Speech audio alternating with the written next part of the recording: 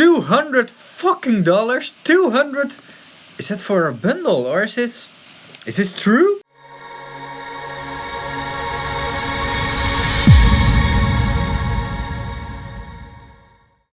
Kabam! And welcome to a new episode of Snake Oil or Not. It's not weekly anymore, but my series in which I test plugins of all sorts to check out if they are something good or not, and mostly to check if they do what the manufacturer says they should do. And today I have one that was on my Facebook feed as a advertisement. It's the Punish from Heaviosity.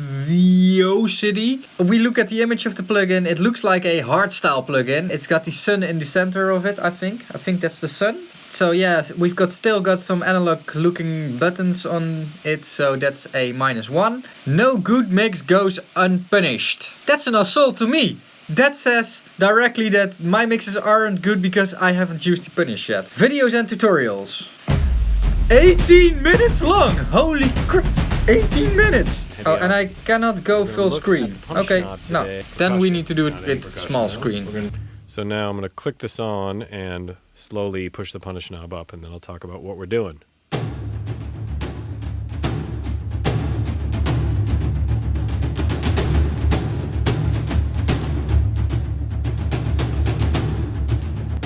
That's out. It's doing what is it doing? I cannot directly determine. It's doing something with the sound, but is it speed? 2 times. Let's do that because I don't have all day. You don't have all day. I try to keep my videos as short as possible, but most other audio engineers, they don't know shit about video editing. So all of these have a different characteristic. They're modeled after really amazing high-end gear, and they sound like it. So let's just focus on compression first. Okay, so it's a modeling, not a new algorithm, but old analog equipment in new. So we might want to make up a little gain. That's like that. So without changing any set. Why should I watch this video? I can try it for free. I could rather just open it in Logic and turn some buttons. Rest of the website. What the pros are paid for to say about Punish. Applying Heaviosity Punish to my tracks and mixes feels like somebody put a huge drum stool thumper under my seat. Punish is a great combo of glue. We already debunked that myth. Punch and character. You can really dial in the desired intensity, it's incredible, well conceived, and the Punish knob is genius. It looks like hell. A very fast and very tweakable one-stop black box to make your tracks bump, grind, pop, scream or shout. Still doesn't say anything. Oh, last thing, it's got handles. Of course, handles in a plugin. So if I need to pick up my laptop, I need to open the plugin, so I have 2 handles to pick up my laptop. Can someone please explain in the comments why are there handles in a fucking plugin? There aren't even handles on my analog equipment. Okay, so I've got it running in Logic and it's very big. It takes up a lot of screen space while the controls aren't that big. They are really small buttons. The audio track I'm using this time is a song called Sandstorm by The Root. So let's run it through the plugin and see what happens. Oh. It directly starts pumping in a bit ugly way. Let's disable the compressor.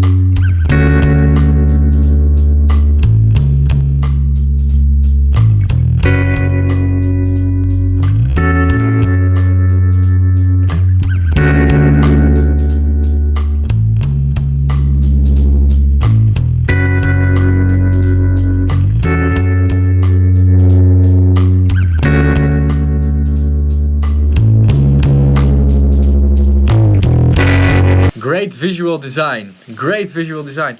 And what I see when I turn this knob, you see that other ones move with it. So at the drive button, if I turn it up, you can see a black thing running with it. So I think this big button adjusts all the other ones. Can I also, okay, yeah. And if okay. What you should do is set it to, I don't know, 50%. This big strangely visually designed button to 50% and then make a preset and then you can do more or less. But what the heck is that compressor doing? Let's make a cool setting.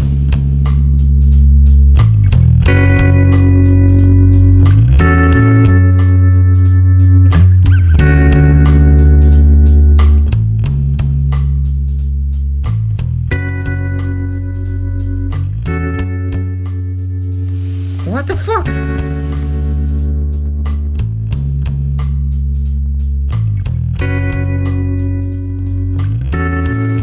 This is the worst sounding compressor ever. It's only pumping.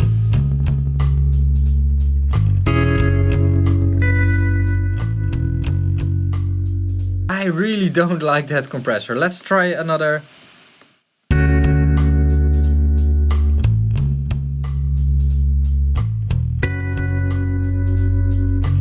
And a ratio of 2. Ratio of 2. 2 to 1. And then this pumps like hell. Why? Classic. Okay, last one. Let's turn off the compressor. The compressor is no good. No good. Nothing I could use. Saturation, of course.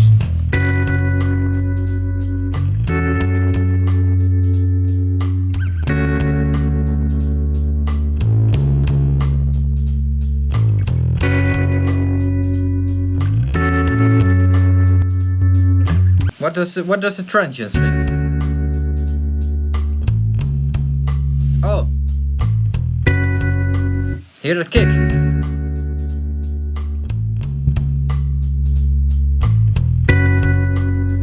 So, some sort of opposite compression. That's what the transients thing does. And an EQ.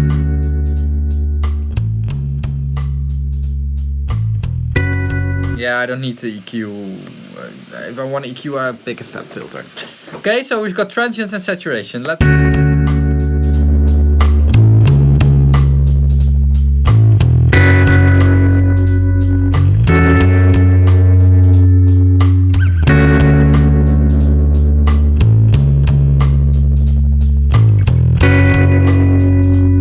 It's good at crushing the sound and making some.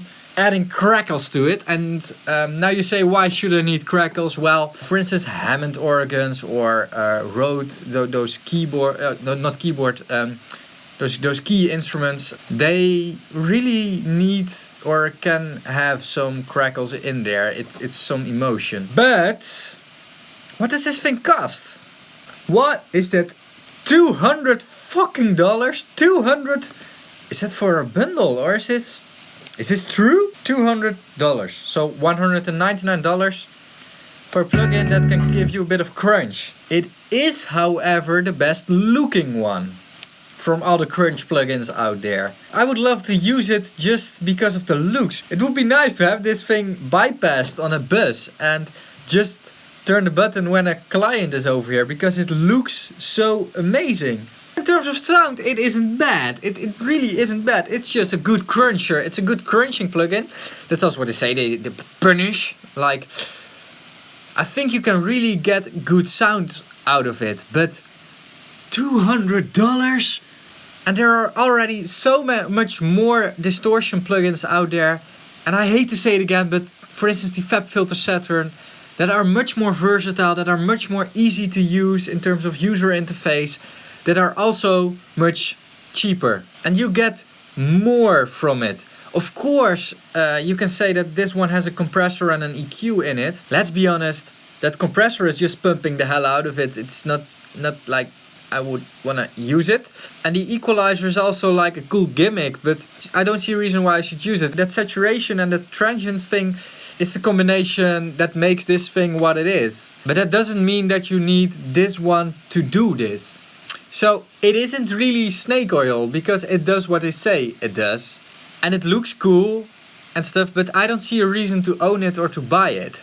Even if I wouldn't have a whole studio around me. I would rather go for functional, versatile plugins than for this thing. But if we look at it from another perspective, and I'm trying to be a bit more kind. I don't know why, maybe because people said I was a bit harsh or something. But if you are a starting producer, I can understand that you would be attracted to these type of plugins because they are easier to use. Because ease of use and versatility are always on a balance. If it's versatile, most of the time it's not easier to use because it's got a lot of more bobs and buttons and gimmicks and things. And also because of the looks, I would understand that you would get attracted to this plugin. And to those I want to say, yeah, if you want to get the job quickly done, go with something like this. The Punish from Heaviosity. Heaviosity. It could be a good investment, but also think about your own future. If you're really serious about starting in the producing scene and you need to learn, this thing isn't going to learn you a lot. Things as the FabFilter, the difficult ones, will take you longer to understand and will take you longer to get results out of it. But in the end, you will understand more of it and can do more with it. And I think the more experienced producers know what I'm on about, or engineers, or I just say producers right now, but can be anything.